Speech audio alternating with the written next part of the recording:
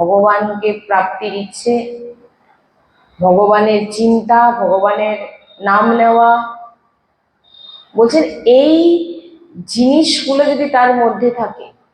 4 নম্বরে বলছেন সে যদি ভালোই ভগবানের সেবা না করতে পারে বা সে হয়তো অল্প সময় সেবা করে। দেখুন, পুজো আরাধনা সবাই করে, অসুরও করে। অসুর করতো না? অসুর তিনারাও আরাধনা করত, অসুর তপস্যা করত, কিন্তু জগতের অমঙ্গলের জন্য। অসুর তপস্যা করত জগতের অমঙ্গলের জন্য। ওই পুজোর কোনো মাহাত্ম্য নেই। যে পুজো শ্রী বিগ্রহের অর্চনা বন্দনা করে বাইরে রাগ দ্বেষ ক্রোধ ভাবনা রাখে, বলছেন এমন পুজো, এমন সেবার কোনো মাহাত্ম্য নেই এখানে বলছে। যদি তার ভিতরে প্রথমে যে 3টে বিষয় আমরা আলোচনা করলাম সেগুলো যদি না থাকে, ভাব যদি না থাকে, তাহলে যতই নিয়ম করুন, যত যেভাবে আপনি প্রসন্ন করার চেষ্টা করুন, ভগবান কিন্তু হাতে আসার নয়। কারণ তপস্যা আরাধনা অসুরও করেছে। যদি হিরণ্যকশিপুকে দেখেন, তিনি কত বিরাট, মানে ব্রহ্মাও আশ্চর্যচকিত হয়ে গেছিলেন যে তিনার তপস্যা দেখে। কিন্তু প্রহ্লাদের মতো ভক্তর কাছে সামনে ওই তপস্যা ব্যর্থ হয়ে গেল। তাই বলছে যে মনে যদি কাম ক্রোধ লোভ অন্যের ক্ষতির ভাবনা রেখে যদি পুজো সেবা করা হয়, তো কপিল দেবজি মাতা দেবভূতিজিকে বলছেন, যেটা বলে না ভস্যে ঘি ঢালা, কোনো কিন্তু লাভ নেই। মনে তুমি দুশ্চিন্তা করে তুমি ভাবছো আমি ভগবানকে সেবা করছি, আরতি পুজো করছি, ভগবান কপিল ভগবান বলছে এটা কিন্তু এর কোনো মাহাত্ম্য নেই যদি তোমার মধ্যে না কি থাকে, ভাব থাকে। সমস্ত কিছু, সমস্ত খেলা হচ্ছে এই ভাব। আপনার ভিতরে কতটা ভাবনা, আপনি কতটা ভগবানের জন্য ভাবেন, এটাই দেখেন। আর আপনার ভগবান, আপনার ভাবনাকে পূরণ করবে কে? ভগবান। আপনি যখন কোনো কিছু ভেবেছেন যে আমি ভগবানের জন্য করব, ভগবান তো পরে, আগে পুরো প্রকৃতি চেষ্টা করে যে যে ভগবানের জন্য ভাবছে, যেটা যে ভগবানের জন্য যেটা করার চেষ্টা করছে, ভগবানের জন্য কিছু চিন্তন করছে, সেটা আমি এটা প্রভুর জন্য করব, আমি এটা ভগবানের জন্য করব, আমি বলছেন পুরো প্রকৃতি লেগে পড়ে তার ওই ভাবনাকে পূরণ করার জন্য। ভগবান পরে, আপনি আপনার ভাবনা যে আমি ভগবানকে কিভাবে আজকে কি কি ভোগ লাগাবো, আমি ভগবানের কিভাবে সেবা করব, বাজারে গেলে আমার লাড্লির জন্য এটা নেব, আপনার ভাব। আপনি ভালোই কিছু না দিতে পারছেন, 56 মুখ দিতে পারছেন না, ঠিক আছে, কিন্তু এখানে সাধু সন্তের শ্রীমুখে আমরা যেটা শ্রবণ করেছি যে ভাবটাই হচ্ছে সার।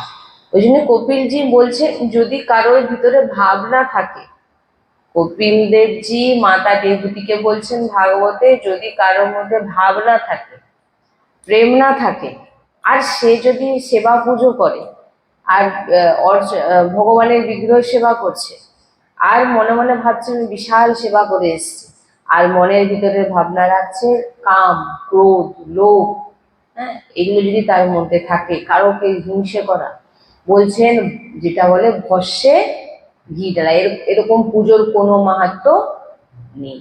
আগে তুমি নিজের ভিতরকে পরিবর্তন করো, নিজের ভিতরের ভগবানকে চেনো এবং সামনের জনের মধ্যে ভগবানকে দেখো। ভগবান তো সর্বত্র বিরাজমান। সত্য পুজোর স্বরূপ কি? ভালোই আপনি আরতি পুজো করছেন না, এবারে পুজোর স্বরূপ কি?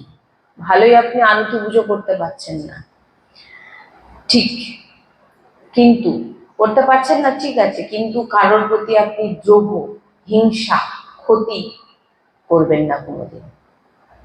ভালোই আপনি পুজো সেবা করতে পারছেন না, ঠিক আছে, এখানে কোনো অসুবিধা নেই, কিন্তু কারোর প্রতি দ্রোহ, হিংসা, ক্ষতি বা কারোকে কষ্ট কিন্তু দেওয়া যাবে না।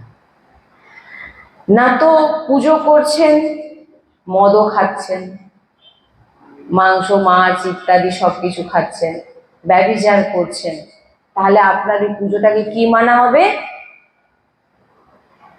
কি মানা হবে? নাটক।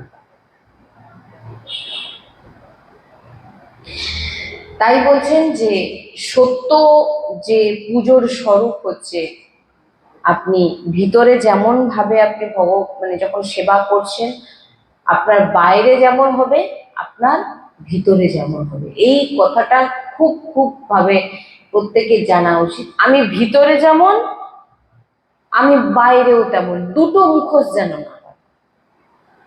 বাইরে একরকম আর ভিতরের ভাবনা একরকম, এটা যেন না হয়। তাই বলছেন সত্য আচরণ করা, সৎ বিচার করা, আর আপনি ভালো একটু সেবা পুজো না করতে পারেন, আপনার ভিতরে এমন ভাবনা যেন থাকে। পুজো তো রাক্ষস যেন করেছেন, এমন ভারী তপস্যা হিরণ্যকশিপু করেছিলেন যে ঋষিমুনি ইনারাও আশ্চর্যচকিত হয়ে গেছিলেন যে এ কেমন তপস্যা, এত কঠিন তপস্যা করেছিলেন হিরণ্যকশিপু। কিন্তু পরিণাম কি হলো? পুরো জগতের সাধু মাহাত্মাকে কষ্ট দেওয়া শুরু করলো। কে? হিরণ্যকশিপু। তপস্যা করে তিনি কি করলেন? সাধু মহাত্মাকে জ্বালানো শুরু করলেন, কষ্ট দিতেন। পরিণাম কি হলো? এত তো তপস্যা করলেন, এত তপস্যা করলেন, কিন্তু পরিণাম তার কি হলো? নষ্ট হয়ে যেতে হলো। এত বর চাইলেন, অমুক জায়গায় না মারতে পারে, তমুক জায়গায় না মারতে পারে, কিন্তু তবু দেখুন একটা ছোট্ট 5 বছরের বালকের কাছে তিনি পরাস্ত। তিনি ওই ছোট বালকটি শুধু কি ছিল? শুধু ভগবানের নাম নিত, ভিতরেও নিত, তার বাইরের স্বভাবটাও একই ছিল। কিন্তু হিরণ্যকশিপুও তপস্যা করেছিলেন, হিরণ্যকশিপু পুজো করেছিলেন, কিন্তু তিনি তিনি কি করেছিলেন?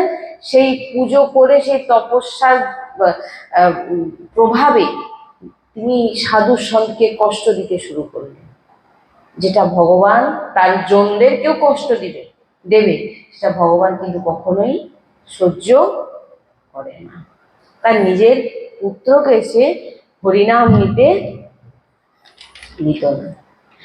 তার পরিণামে কি হলো না, সাধু মহাত্মা জনদের কষ্ট দিলেন, ভগবান তাকে চিরে ফেলে দিলেন।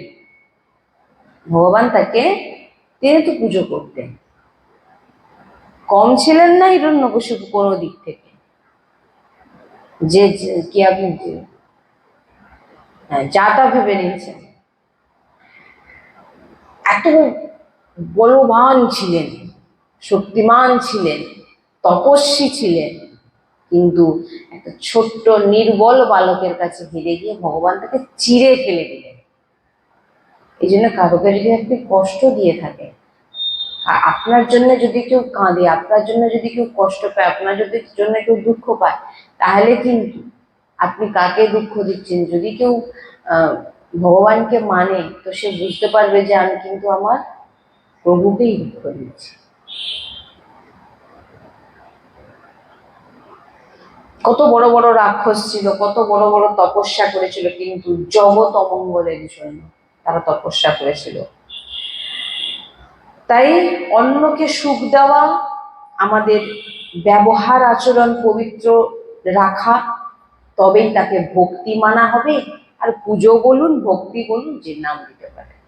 যদি আপনার আচরণ ভালো থাকে, আপনার স্বভাব ভালো থাকে, আপনার অন্তরের সত্যতা সেটা যেন ঠিক থাকে, ব্যভিচারী না হয়, হিংসা দ্বেষ এগুলো যদি না থাকে, বলছেন এটাই পুজো আর এটাই ভক্তি।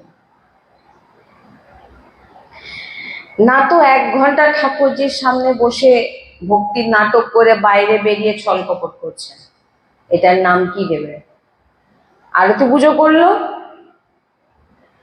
1 ঘন্টা ধরে, বাইরে এসে বলছে আমি আমার পুজো করতেই 1 ঘন্টা লেগে যায়, 2 ঘন্টা লেগে যায়, কিন্তু বাইরে গিয়ে কি করছে? ছলকপট, কারোকে ক্ষতি করছে, কারো কাছ থেকে ব্যভিচারী করে মিথ্যা কথা বলে টাকা নিচ্ছে। এবার আপনি বলুন ওই ওই পুজোকে আপনারা কি নাম দেবেন? বলবেন না যে ভণ্ড, এ ভিতরে এক করে আছে বাইরে আর এক করে। যে মূর্তিতে ঠাকুরজি বিরাজমান, ওই যে চৈতন্য ভগবান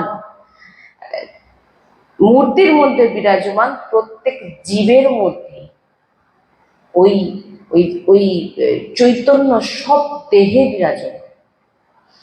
আর সব শরীরে বিরাজমান ঠাকুরজির সাথে যদি কেউ অভদ্র ব্যবহার করে থাকে, বলছেন যতই আপনি মূর্তির শৃঙ্গার করুন আর ভোগ লাগান, মূর্তি কখনো কিন্তু প্রসন্ন আপনার কাছে হবে না। 5 নম্বর, শ্রীজির চরণামৃত পান, রজ লাগান, ধামে বাস না হলে প্রত্যেক দিন একবার হলেও ধামের চিন্তন করা। হা বৃন্দাবন ধাম। আমার যেটা মনে হয় বা আমি যেটা প্রয়াস করি, যে সারাদিনে যা কিছু করি না কেন, যাতে কিছু সময় বৃন্দাবন ধামে একবার আপাতত নামটা তো মুখে আসুক। বা আমি তো মানে গুরুজির শ্রীমুখে শুনেছি, তাই বৃন্দাবনের যদি একমালার নামও আমরা জপ করি, শ্রী বৃন্দাবন ধাম, শ্রী বৃন্দাবন ধাম, বা বৃন্দাবনে বসে বসে পরিক্রমার চিন্তন, বেশি সময় নয়, একটু সময়, হ্যাঁ 5 মিনিট, যে জায়গায় আছেন সেখানে দাঁড়িয়ে দাঁড়িয়ে আপনি পরিক্রমা নিচ্ছেন, এমন ভাবনা। ওইখানে যদি আপনার প্রাণ চলে যায়, আপনি বৃন্দাবনেই যাবেন। আর আমাদের ব্যাপারটাই হচ্ছে আলাদা, আমরা না পারি সেবা পুজো করতে, আর না পারি কোনো নিয়ম করতে। আমরা তো শুধু একটাই জিনিস জানি যে আমরা লাডলির বাচ্চা, ভুল হলেও লাডলি তুমি জানো, ঠিক করার দায়িত্ব তোমার, আর ঠিক হলেও তুমিই জানো। না কোনো সাধন ভজন জানি, না কোনো আচার ব্যবহার জানি। গুরুজি যেটা বলেন সেটা মেনে চলার চেষ্টা করি, পুরোটা যে পারি তাও বলতে পারবো, চেষ্টা করি। আর গুরুজির বাচ্চা, লাডলির বাচ্চা, ব্যাস এতটুকু, আর কিছু জানি না। আর এর থেকে বেশি কখনো কিছু আমি জানার চেষ্টাও করি না, যে কি করলে কি হবে, কোথায় কি করে যাব, কি করে। আরে বাবা, নিজের জন্য যদি ভাবতে একটু ভগবানকে বা রাধারানীকেই দিই না, সবটাই নিজেই কেন ভাববো? রাধারানীর ওপরেই ছেড়ে দিই। রাধারানী তার জানে নরকে পাঠাবে কি তিনার কাছে নিয়ে যাবে, কি স্বর্গে পাঠাবে, না আবার মৃত্যু লোকে পাঠাবে, তিনার যেরকম ইচ্ছা সেরকম। আমরা তো নিজেকে ঠিক করার যদি সামর্থ্য থাকতো আমাদের মধ্যে, তাহলে তো আর এই জন্মটা হয়তো পেতাম না। এতদিন ঠিক করতে পারিনি বলে মনুষ্য জন্ম পেয়েছি, কিন্তু ভুল করেছি, খারাপ কাজও করেছি, ভালো কাজও করেছি, দুটো 50-50 হয়েছিল বলে আবার মানব জন্ম আমাদের সুযোগ দেওয়া হয়েছে, যে এই জন্মে আপাতত মানব শরীর দেওয়া হয়েছে ভগবত প্রাপ্তির জন্য। এবার আপনি কতটা সেটা কাজে লাগাচ্ছেন। গুরুজি বলছেন সারাদিনের তুমি যা যা কাজ করছো, ভগবানের সেবা করো, আর তুমি সংসারের সেবা করো, চাকরি করছো, যেটাই করো, যে সব সব কর্মবন্ধন থেকে মুক্তির হও। কি করে? সবকিছু ভগবান তোমার জন্য। যা করেছি সারাদিন, প্রত্যেকদিন একবার করে বলবেন, যা চিন্তা করেছি ভগবান আপনি জানেন, আপনার চরণে অর্পিত। যা ভেবেছি সব আপনার চরণে, যা করেছি সব আপনার চরণে, একবার করে হলেও বলবেন। কারণ সারাদিন আমরা যা করি, বা সারাদিন আমাদের ভিতরে যা যা কিছু, মানে এই যে এতক্ষণ যা যা আলোচনা করে আসলাম, সব কিছু আমাদের ভিতরে কিছু না কিছু আছে। এগুলো সব অর্পিত করে দিন ভগবানের জন্য। তাহলে কি হবে, আমাদের আর কর্মবন্ধন আমরা পড়বো না। কারণ আমাদের ওই কর্ম আর জীবের মধ্যে কে চলে আসছে? ভগবান। সব ভগবানের কাছে, সব অর্পিত। ভগবান বলছেন আমাকে সব অর্পিত করো। যা চিন্তা করছেন, আমার ভিতরে চিন্তা আসছে, ভগবান জানেন। সব ভগবানের চরণে অর্পিত, যা কিছু ভগবানের চরণে অর্পিত। আমরা যেটা গুরুজির কাছে শুনেছি। কারণ আমরা যদি নিজেদের ঠিক করে নিতে পারতাম, তাহলে জানি না কতটা ভক্তি করতে পারি, কতটা ভজন করতে পারি, আদৌ কিছু করি নাকি তাও জানি না। কিন্তু এতটুকু জানি যে শ্রীজিকে ছাড়া অন্য কারোর কাছে কোনোদিন যাব না, এতটুকু জানি। নাম নিতে পারি নাকি তাও জানি না, যে কতবার রাধা নাম নিচ্ছি, কতবার গুরুজি স্মরণ করছি, বৃন্দাবনের স্মরণ করছি তাও জানি না। কিন্তু এতটুকু জানি যে রাধা রানীকে ছাড়া আর আমার গুরুজির চরণ ছাড়া আমি কিন্তু আর অন্য কারোর কথা কোনোদিন ভাবতেও পারি না। না হলে ভাববো এখানে হচ্ছে না, একবার সেখানে একটু চলে যাই, এই দেব এই দেবীর কাছে হচ্ছে না, ওই দেবতার কাছে চলে যাই।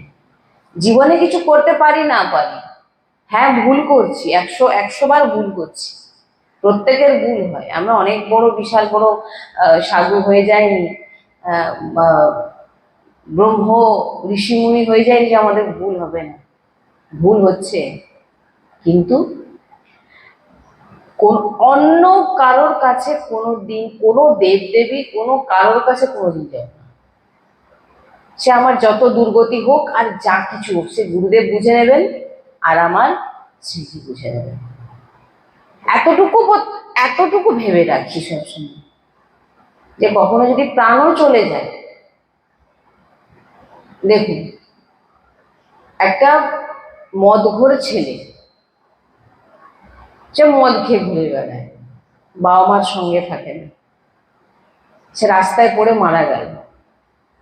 লোক দেখে কি বলবে? অমুক ঘরে, তার কিন্তু একটা পরিচয় আছে। কি পরিচয় আছে? না মদখোর, না মদখোর তো আছে, কিন্তু সেটা একটা কোনো বাড়ির সন্তান, বাড়ির সন্তান তো, তার পরিচয় আছে তো। লোক দেখে বুঝতে পারবে না অমুক ঘরের ছেলেটা মারা গেছে? তাহলে আমার এটা ভাবনা যে আমি ভজন করতে পারি না পারি, সাধন ভজন করতে পারি না পারি, খুব খারাপ নিচু নিচু চিন্তা ভাবনা করি, কিন্তু হ্যাঁ আমি একটা পরিবারের অংশ, আমার রাধারানী। যেখানেই পড়ে মরি আর যেখানেই যাই, ভজন করতে পারি না পারি, রাধারানীকে ছাড়া, ওই যে বললাম আমি ভালোই আমি নাম না নিই, কিন্তু আমার পরিবারের যে আমি সদস্য এটা আমি জানি, যে আমি রাধারানীকে ছাড়া কিন্তু আমি আর কাউকে চিনি না। এমন যদি ভাবনা থাকে, বলছেন ভজন আপনাকে করতে হবে না, ভজন আপনাকে দিয়ে করানো হবে। আপনি আর কি ভজন করবেন? আপনি তো পুরোপুরি শ্রীজির ওপরই ছেড়ে দিয়েছেন, এবার শ্রীজি জানেন তিনি কতটা ভজন করান। এটা হচ্ছে অনেক গভীর বিষয়, সবার বুদ্ধিতে ঢুকবে না, এগুলো বুঝতেও পারবে না। মালা ঘুরিয়ে যদি ভগবানকে পাওয়া যেত, তাহলে তো সবাই পেয়ে যেত।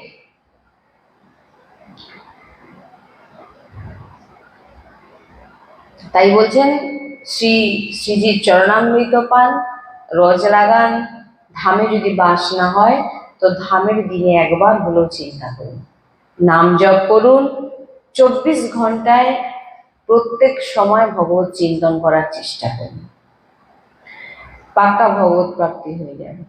দীর্ঘ ভগবত প্রাপ্তি করতে চায়। আর সাধারণত ভক্ত মানে যিনারা শ্রীজির দাসী, তিনারা প্রাপ্তি কিছু করতে চায় না।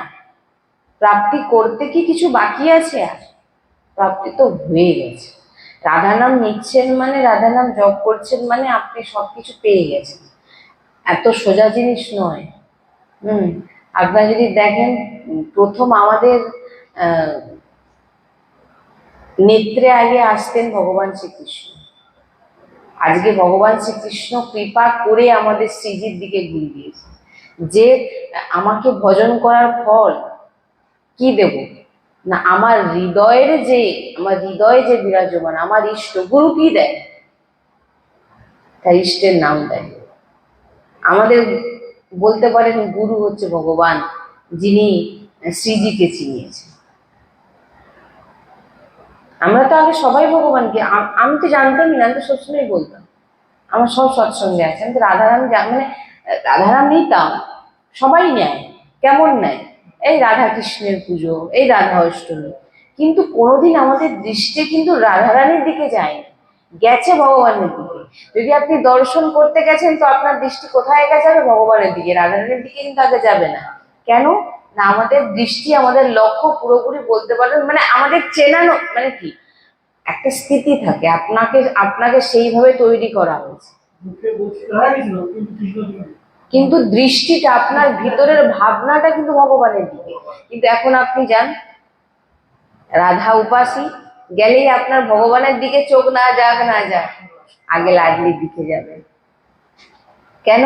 আপনি, আপনার উপর কৃপা হয়েছে, আপনি বুঝতে পেরেছেন ভগবান শ্রীকৃষ্ণ স্বয়ং তার হৃদয়ের সব থেকে কাছের রাধা নাম আপনাকে দিয়েছে। তাই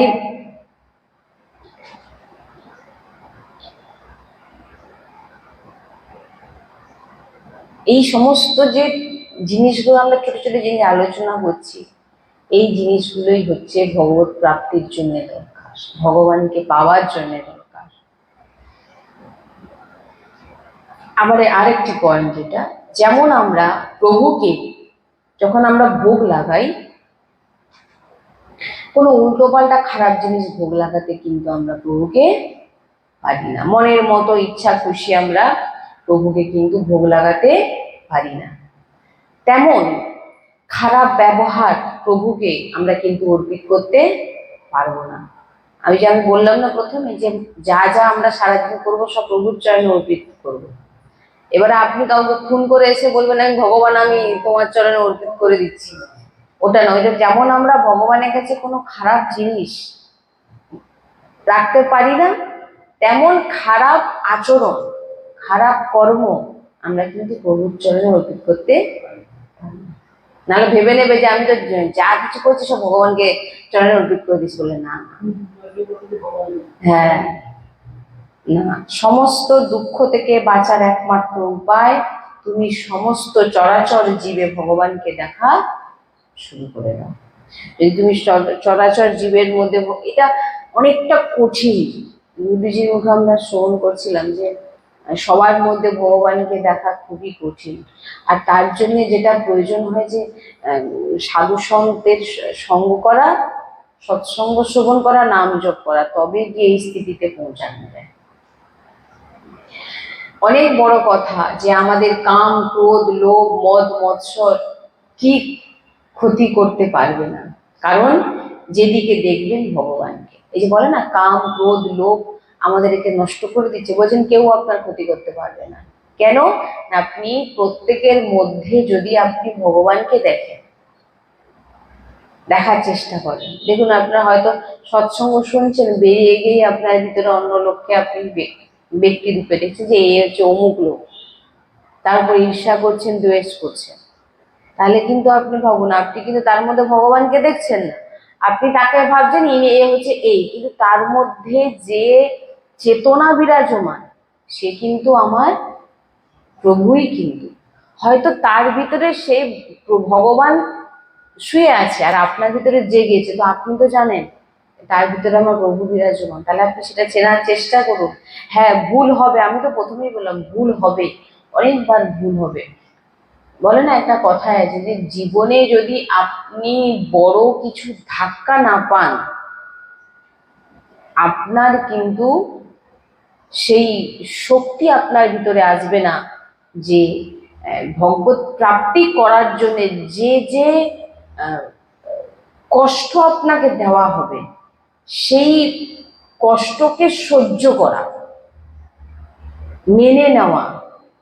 আপনি যদি ভগবত প্রাপ্তি করতেছেন, আপনার জীবনে কোনো পরিবর্তন নেই, আমি এটা নিজের হৃদয় থেকে মানি যে কোনো এমন কিছু পরিস্থিতি আপনাকে নাম না, আপনি নিতে চাইছেন না, না, কিন্তু একটা পরিস্থিতি আপনাকে এমন দেওয়া হয়েছে, শ্রীজি দেখুন আপনাকে ব্যবস্থা করে দিচ্ছে তার নাম নেওয়ার জন্য।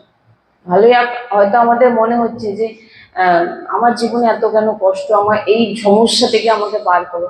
কিন্তু তুমি আমরা বোঝার চেষ্টা আমাদের করা উচিত, যেটা আমিও করি আমার ভিতরে সবসময় জন্যই আমি যে বলছি যে সমস্যা যদি না আসে জীবনে, আপনি কিন্তু শ্রীজিকে সেভাবে ডাকতে কিন্তু পারবেন না। এটা দেখবেন, আমি আমার ভিতরের কথা বলছি।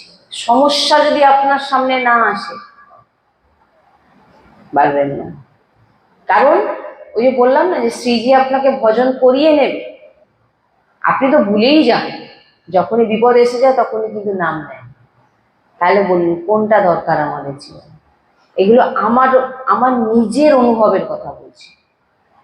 হয়তো বিশেষ কিছু অনুভব নেই আমার মধ্যে, কিন্তু যতটুকু আমি বুঝেছি যে যতক্ষণ না আপনার জীবনে কোনো বড় কিছু হচ্ছে, বড় কিছু মানে কি, ভালো নয় খারাপটা, যতক্ষণ না কিছু শক, কোনো ঝটকা যেটা বলতে পারে, মুখ থুবড়ে না পড়ছে, ততক্ষণ আপনি সঠিকভাবে চলতে পারবেন না।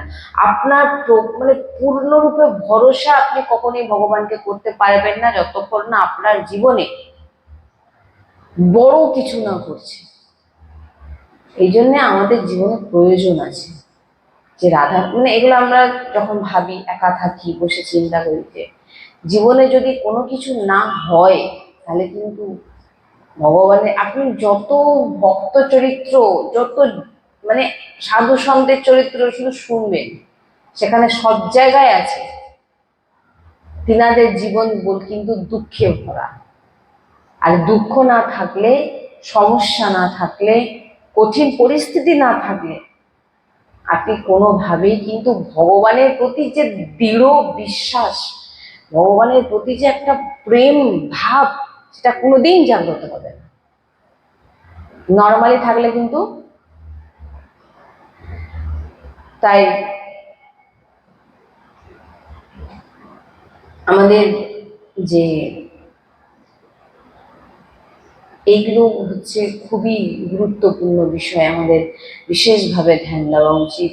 হ্যাঁ, ভয় না পেয়ে, অনেক সময় আমরা অনেক ভুল করে বসি, কিন্তু লাডলি আছেন, তিনি ভজন করিয়ে নিচ্ছেন কি করে না, একটা দুঃখ দিয়ে আপনাকে 5 বার রাধা নাম আপনাকে বলিয়ে দিচ্ছে। হ্যাঁ, তো যে পয়েন্টগুলো আমরা আজকে আলোচনা করলাম সেগুলো আমরা জীবনে ধারণ করার চেষ্টা করব। আর রাধারানীর প্রতি ভরসা আমাদের যাতে দৃঢ় হয়, তার জন্য রাধারানীর কাছে প্রার্থনা। শ্রী রাধা বল্লভ লাল কি জয়, শ্রী হরিবংশ। রাধে রাধে, রাধে রাধে, রাধে রাধে, রাধে সদ্গুরুদেব ভগবান কি জয়, সদ্গুরুদেব ভগবান কি জয়, সদ্গুরুদেব ভগবান কি জয়, জয় জয় শ্রী।